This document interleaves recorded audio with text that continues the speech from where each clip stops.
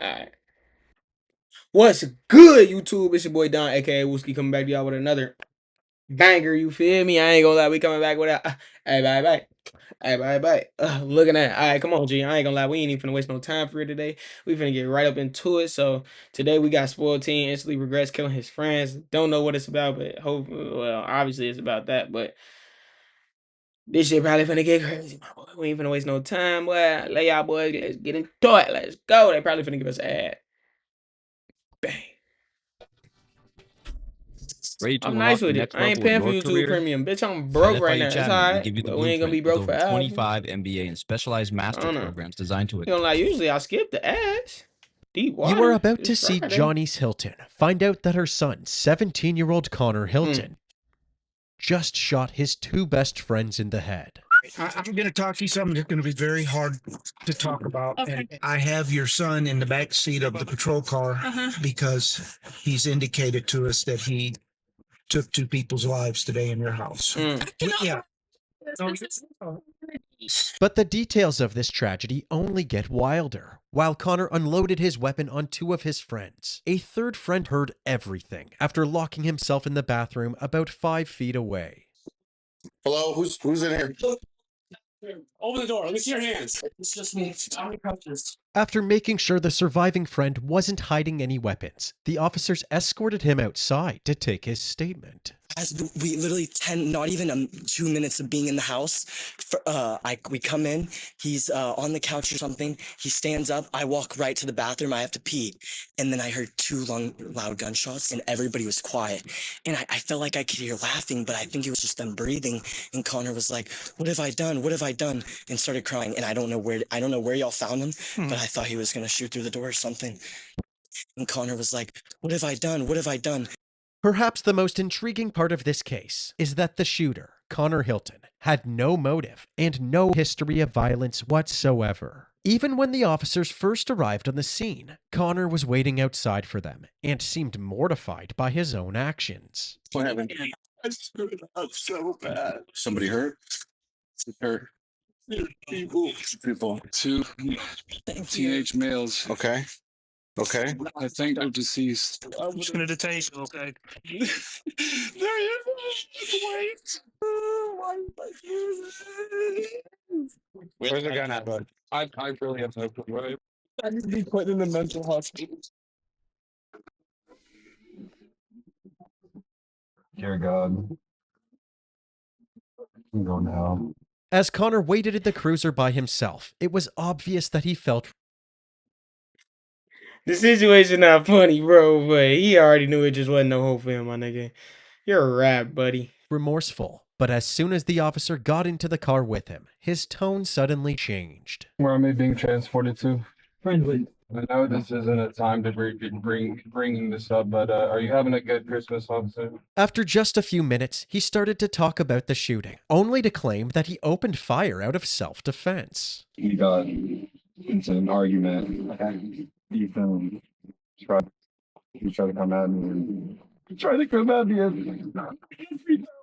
and he tried to grab my throat. What Connor just said was that during the few minutes that he and his friends were at his house, one of the victims, 18-year-old Ethan Riley, started an argument with him. Ethan then became physical with Connor and attempted to choke him. So Connor freaked out and opened fire, hitting both Ethan and the other victim, 19-year-old Benjamin Bleak. But there was one problem.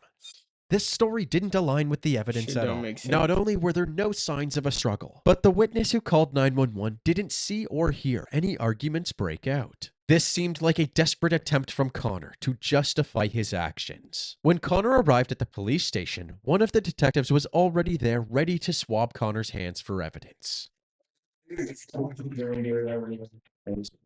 Okay. Do you know my parents are here? Yeah. Mom and Dad. He was then brought into an interrogation room for questioning. Listen, what I gotta do?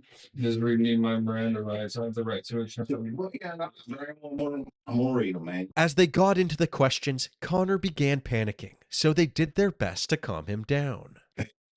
Listen to me, Bo. Take some deep breaths, okay? I don't know you, man. You know what I mean? I'm trying to get to know you, okay? Just trying to understand, you know? Yes, sir. You just go straight to the chase. No, no, no. Just all, just all that.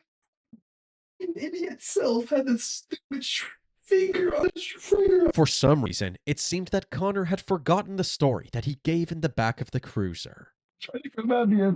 I freaked out. This claim of self-defense was already hard to believe, but he eventually told the detectives a new story that sounded even more ridiculous. Tell me how the gun goes off. It happened so fast. I had it in my hand. I really don't know.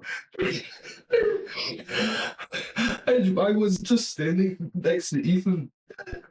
I don't know. But I Pull that trigger, nigga. To paint a picture of Connor's second story, he is now saying that once he and his friends entered his house, he decided to show off his new gun when it unexpectedly fired. This story could explain how the first shot went off, but what about the second shot? So I've got two guys that are both been shot in the head. So, you know what I mean? Like, how does that happen as an accident? That's what I want you to explain to me. With just a little bit of pushback from the detectives, Connor gave in and told them everything. You know, to be honest with you guys, I just need to be. Oh my god. Okay, I've had homicidal thoughts for so long. I went up. I went up to. Just. I'm sorry for lying, you guys. I know it's gonna sound really like psychopathic and just like straight up disgusting. It's weird, but the idea of it's just super interesting for me. Listen. What did you think you were going to be able to achieve to help you by doing this tonight? Was it something you felt you had to do to be able to get this pressure off of you? Yes, you said it right there. Those are the exact words. As far as Connor could tell, there was no rhyme or reason for his urge to commit murder. That being said, the detectives wondered why he didn't try to kill his third friend, the one who was in the bathroom during the shooting. It's the bathroom door, and I thought it was risky to either shoot through the door or go because he left the door. Okay. And I'm really glad. I'm so glad that he closed the door and I didn't kill him. I'm so evil. I convinced my mom to buy that gun for me so I can shoot somebody. This feels so much better. In retrospect, Johnny's buying her mentally ill and underage son a firearm probably wasn't the best move. But according to her, she had no idea about her son's dangerous mental state and didn't see a problem with buying him a gun. What was the reason for buying a gun? He wanted to get it. However, the investigation would later show that Connor was seeing a psychiatrist for severe anxiety and other mental issues. Johnny's also allowed Connor to self-medicate at home with marijuana and alcohol, but this resulted in Connor forming dependencies on these substances. Despite these factors, Connor's parents frequently took him to the gun range without asking his doctor if he was mentally fit to be handling weapons. On top of all of this, Connor slowly started isolating himself from his friend group and began posting videos of himself playing with firearms from his mom's safe. He became hyperfixated on true crime videos, sometimes saying that he wanted to become a homicide detective, and other times saying that he wanted to kill people. And just hours before the shooting, he posted a selfie on Instagram with the song Who is Freddie Dredd playing in the background. And the lyrics were about killing people. It was clear that Connor had an unhealthy obsession with the content he was consuming, and it seemed that Connor's parents didn't see his concerning behavior as a cry for help. What I did was wrong. I need to do the punishment. I know that. But I also need help. I need some help. You know when you got like something on your mind or something on your chest that you ain't said in so long, and you want to say that shit, bro, but like, nigga, you don't know how the fucking actions are gonna affect it, like, or how them words gonna affect your surroundings afterwards, bro, or just like, nigga, the one thing that most niggas go to the grave with, bro, like, we're watching this nigga just put it all out there, like, he's dead ass getting a fucking weight lifted off his shoulders, so to speak. But my nigga, that sentence go way heavier. That shit crazy. The interview was wrapped up, and Connor was escorted to a holding cell at the Friendswood Police Department. 2 While days he was in before jail, he Christmas. made a phone call to his mom telling her the same things he told the detectives. Mom, I need help. No, sweetheart, it's okay. We'll get it for you, okay? I did a very bad thing. The next day on Christmas Eve, his parents were able to post his $1 million bond, allowing him to spend Christmas Day at home. The same home where the What? shooting took place. At least until 6 p.m., when he was indicted for murder.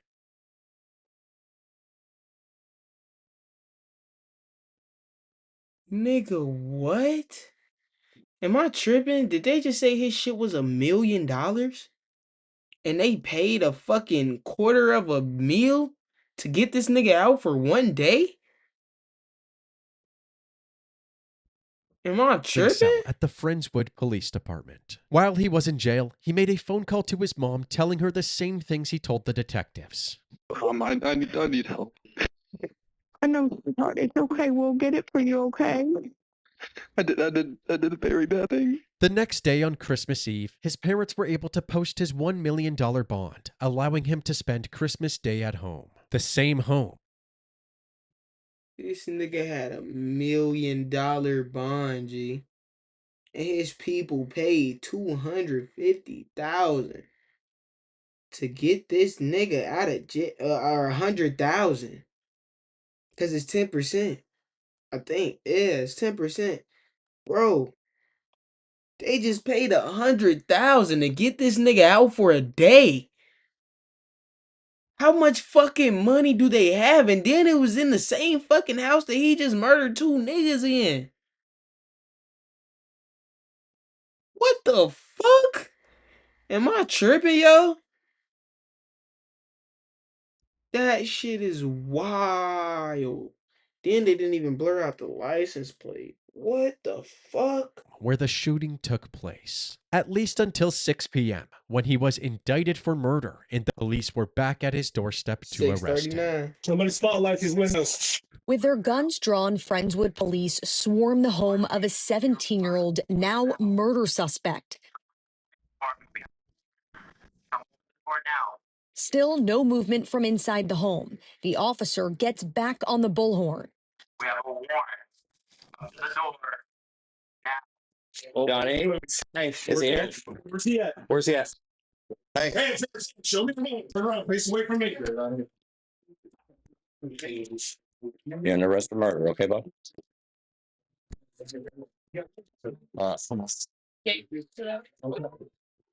Sure. Oh.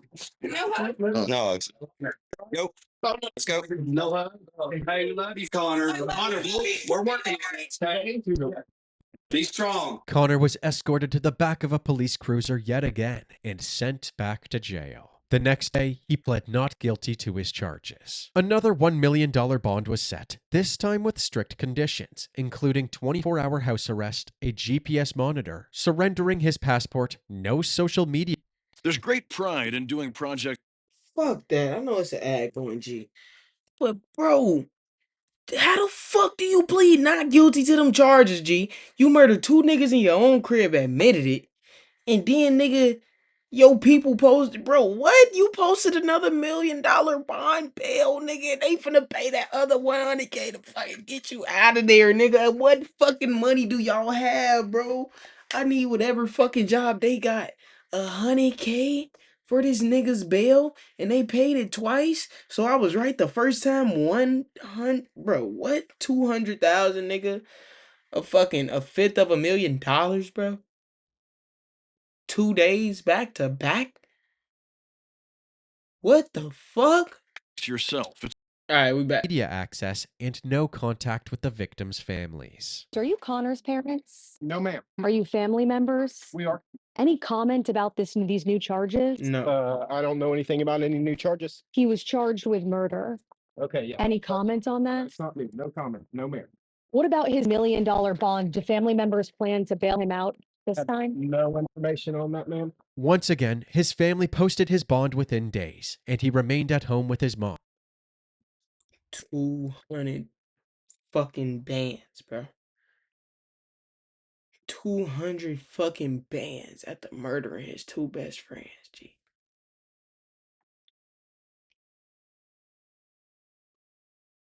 Everything in his life got a price, bro.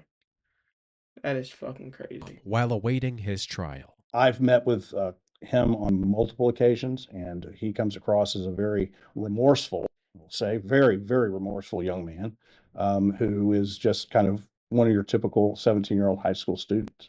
So it was very shocking. We are just now getting the evidence in the case. It really does, in my opinion, support the idea that this was a very, very serious mental health episode that caused this. While Connor's defense team started preparing for trial, his peers at Friendswood High School were still processing this tragic event. You see it everywhere on social media, on news articles. Everyone's talking about it. Senior Alex Liaviondo says he knew victim Ethan Riley for years. This is a photo of the 18-year-old from a GoFundMe page set up to help pay for funeral expenses. I have him in my English class, and I'm just going to look around. It's just going to be an empty seat.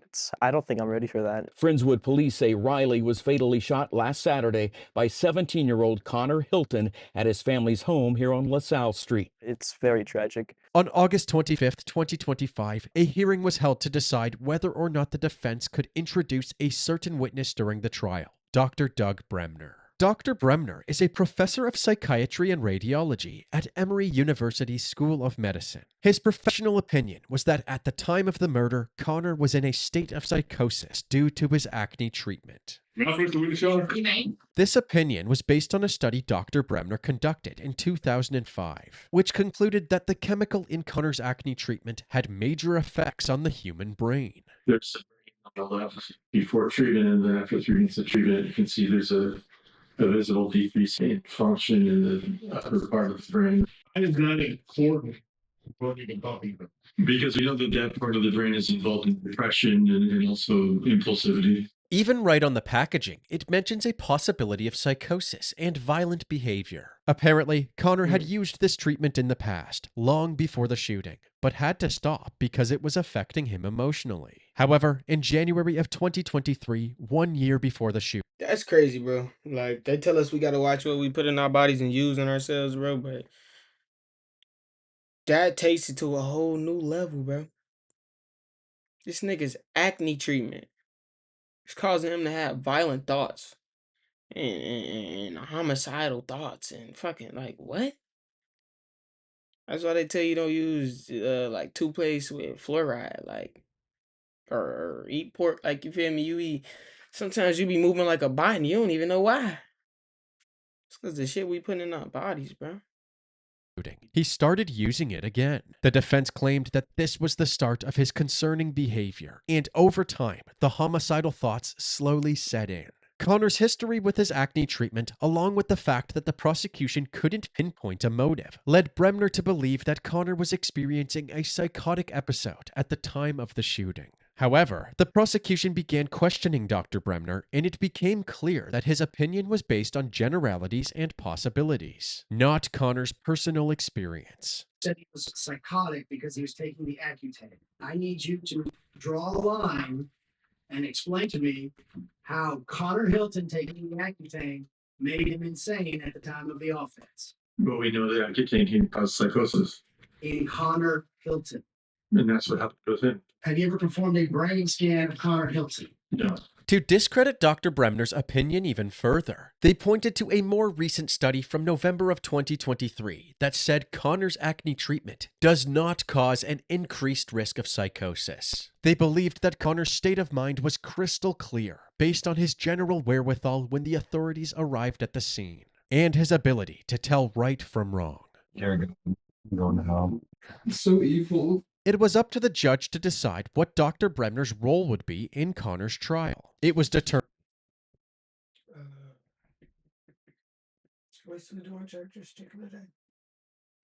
I'll call it back in a second. Let's see. Let me know if not, I'm gonna throw the roast in the oven. My phones are off. My phones are off. Oh shit. Okay, let me back. That Dr. Bremner was allowed to testify for the defense, but only during the penalty phase, which would only take place if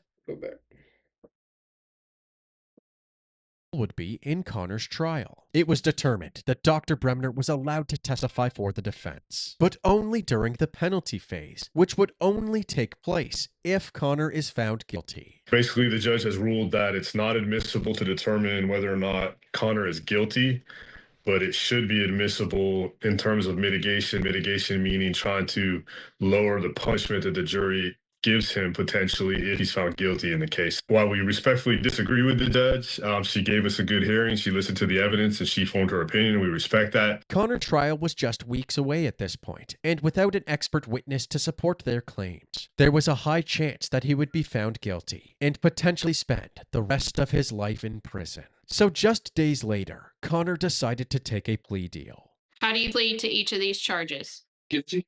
The deal was that if Connor pled guilty to murder, he would only serve 50 years in prison, and he would be eligible for parole in just 25 years. The motivating factor above all was Connor. Connor wanted to plead guilty at that point. He didn't want the families to have to come down here and testify and go through everything that they would have to go through in a trial subject to cross-examination. At the plea hearing, those affected by Connor's actions were given the opportunity to speak to him directly. The first person to take the stand was Benjamin Bleak, one of Connor's victims. What we haven't told you up until this point is that both Ethan and Ben were actually clinging to life when the first responders arrived at Connor's house. They were rushed to the nearest ER, and although Ethan had ultimately succumbed to his gunshot wound, Ben made a miraculous recovery. He was paralyzed on the right side of his body, so he spent over a month in physiotherapy regaining his motor skills and physical strength. Eventually, he was able to walk, talk, and eat, but his memory from the night of the shooting never came back. He learned about the shooting and Ethan's death when he saw an online news article about it on his mom's phone. In Ben's own words, he was furious. First of all, stop sniveling, stop crying. You did this to yourself. And secondly, the grief you have caused the Rileys and my own family, I will never forgive you. After Ben's statement, his mom, Shannon Bleak, who was with Ben every step of the way throughout his recovery, got on the stand and scolded Connor's mom. We are all living this nightmare because a mother chose not to tell her son no when he asked her to buy a gun. Shame on you. Ethan's father also said his piece, reflecting on the wonderful person his son was. I sit here with so much love in my heart for my son, Ethan Matthew Wright. He's a beautiful soul full of love and light. You can see that light in his eyes. A light that will continue to overcome the darkness of your evil thoughts and actions. I'm going to close with the words that I shared at Ethan's funeral. To our son and brother, Ethan Matthews Riley, there are no words to express how much we love you. You are and always will be our beautiful son and brother, and the love of our lives. Our love and admiration for the person you are is immeasurable beyond words. So until the time we can wrap our arms tightly around you, kissing your beautiful face, we will continue to hold you firmly in our hearts, wherever this earthly journey takes us. Connor was sentenced to 50 years in prison for murder and aggravated assault, causing serious bodily harm. But this story doesn't end there. After Connor's sentencing, Ethan Riley's parents filed a civil suit against Johnese Hilton and won.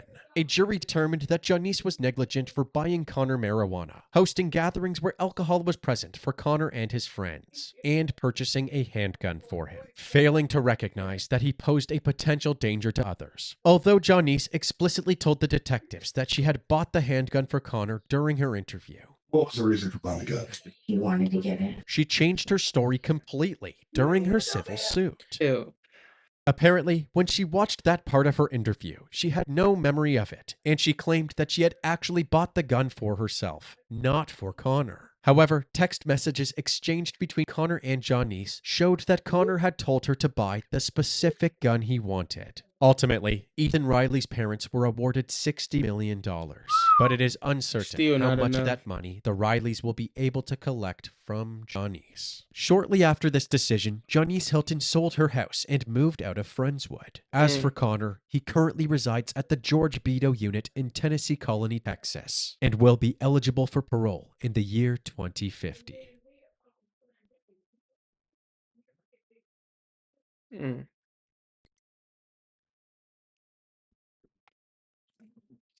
Yeah, man.